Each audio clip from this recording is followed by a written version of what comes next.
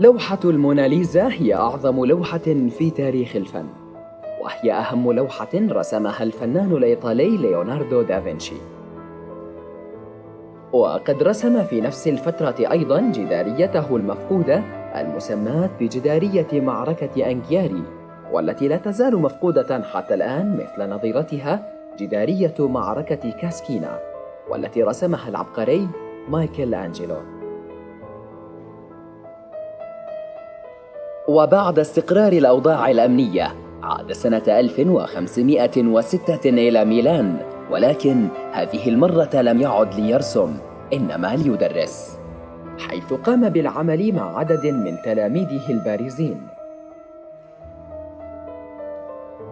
لكن فترة مكوثه في ميلان لم تدم طويلاً، حيث احتاج إلى السفر إلى فلورنسا لحل نزاع شب بين إخوته حول تركة أبيهم الذي توفي عام 1507. كما أن غيابه عن ميلان لم يكن طويلاً أيضاً، حيث عاد إليها بعد عام واحد، ولكن هذه المرة ستكون الأخيرة.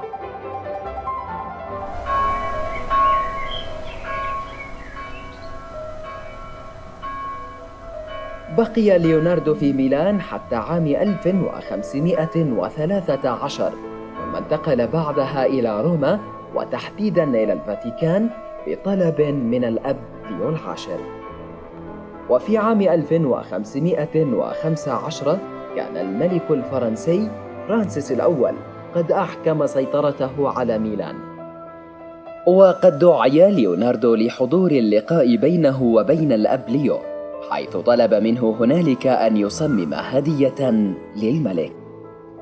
سمح له هذا التكليف بالسفر إلى فرنسا عام 1516 للعمل على الهدية.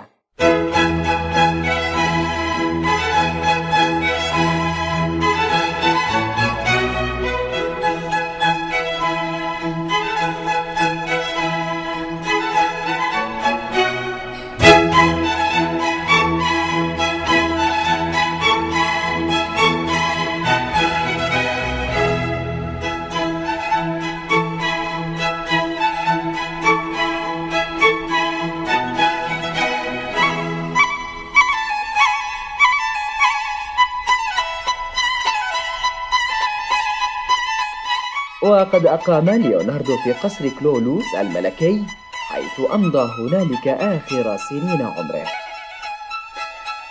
أكمل فيها لوحة الموناليزا، وكانت آخر أعماله.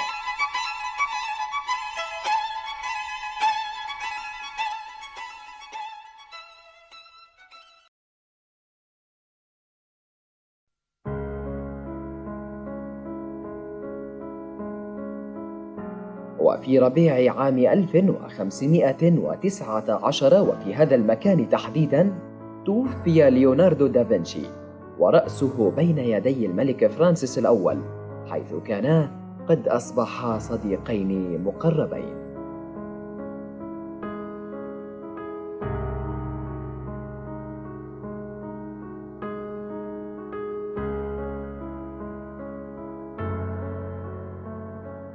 وقد قال عنه بعد وفاته: لم يكن هنالك رجل على سطح الأرض لديه معرفة بقدر ما لدى ليوناردو، لا في الرسم ولا في النحت ولا حتى في العمارة، وذلك لأنه كان فيلسوفاً عظيماً.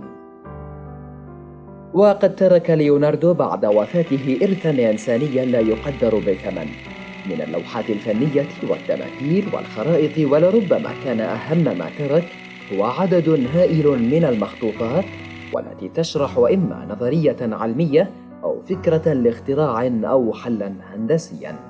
لكن من بين هذه المخطوطات هنالك مخطوطة واحدة تثير الاهتمام أكثر من غيرها، مخطوطة كانت لأكثر من نصف قرن الشغل الشاغل للكثيرين في مجال الرياضيات والعمارة والفن وحتى الفلسفة. فيتروفيان مان. لماذا حظيت هذه المخطوطة بكل هذا الاهتمام؟ ما السر الذي يجعل هذه اللوحة في غاية الأهمية؟ لماذا يعتبر وضع رجل مرة داخل دائرة ومرة داخل مربع أحد أهم الاكتشافات في التاريخ البشري على الإطلاق؟ نعم، هي رسمت في عصر النهضة، لكن فكرتها لم تبدأ هناك، بل بدأت قبل ذلك ب14 قرناً، وبالتحديد في روما، وفي القرن الأول قبل الميلاد، حيث عاش في ذلك العصر الرجل الذي سميت هذه اللوحة باسمه، المعماري الروماني ماركوس فيتروفيوس، والذي كان قد كتب كتاباً لا يزال موجوداً إلى وقتنا الحالي، وهو كتاب دي أركيتكتورا، المشهور باسم 10 كتب حول العمارة، والذي عبر فيه عن كثير من أفكاره المعمارية، مثل أن المبنى لكي يعتبر ناجحاً يجب أن تتوفر فيه 3 شروط: المنفعة والجمال والصلابة. وتسمى هذه القواعد بثلاثية فيتروفيوس. وقد عبر فيتروفيوس أيضاً عن فلسفته حول العمارة، وهي الرجوع إلى نسب الإنسان في مبانيه. ومن هنا أنشأ اليونان النسب الثلاثية المعروفة: الدوري والأيوني والكورنثي، كلها مستوحاة من جسم الإنسان. وبدراسة نسب الإنسان استطاع فيتروفيوس أن يضع تصوراً للرجل المثالي Perfect Man، أو المسمى فيتروفيان مان، ومن هنا استوحى ليوناردو فكرة رسمه. عودة إلى عصر النهضة، كان ليوناردو دافنشي قد كتب تعليقاً على رسمه. فيتروفيوس معمار كان قد وضع في أعماله على العمارة أن قياس الرجل في الطبيعة موزع بهذا الأسلوب.